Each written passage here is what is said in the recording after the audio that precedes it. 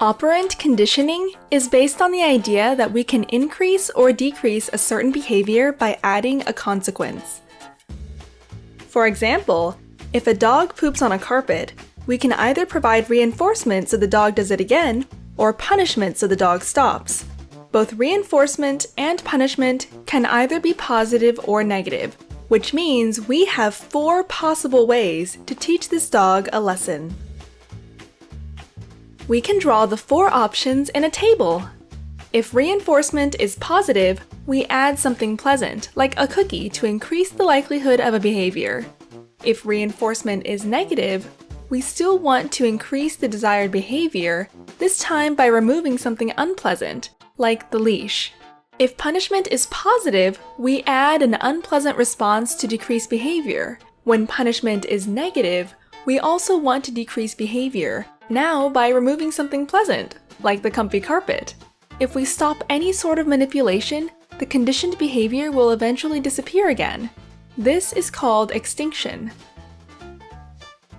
Operant conditioning was first studied by Edward L. Thorndike and later made famous by the work of B.F. Skinner. Skinner believed that organisms are doing what they do naturally until they accidentally encounter a stimulus that creates conditioning, which results in a change in behavior. To test this, he placed a rat inside an operant conditioning chamber, which later became known as the Skinner box. Among other things, inside the box was a lever that would release food when pressed. Conditioning happens in a 3-term contingency, today known as the ABCs of behavior. A stands for antecedent. The rat accidentally hits the lever that triggers the release of food. B stands for behavior and refers to the response. The rat keeps pressing the lever. C stands for consequence. Food keeps coming out.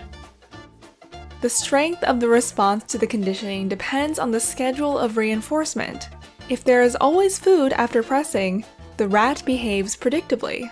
If the food is released randomly, the rat behaves erratically like an addict. Skinner, born in 1904, was a professor of psychology and subscribed to behaviorism. He argued that you can only study behavior that is visible, and anything happening only within the mind is either a misconception or irrelevant to science. He thought free will was an illusion because behavior is either random or a reaction to the environment. His work became the foundation for behavioral therapy, military drills, and animal training. You can try this classroom exercise on positive reinforcement. One individual must exit the room. Now decide on a task which that individual will complete, such as finding a particular book. Then choose a non-verbal way of reinforcing that task, such as clapping your hands. Invite the person to come back into the room and let them try and complete the task, but don't give any instructions. Every time they are on the right track in regards to completing the task, clap your hands louder.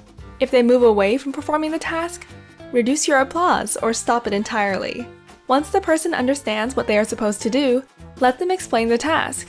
Did they get it right?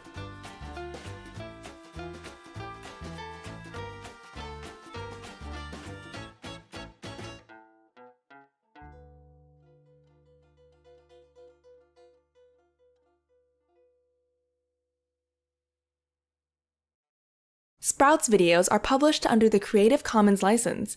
That means our videos are free and anyone can download, edit, and play them for personal use.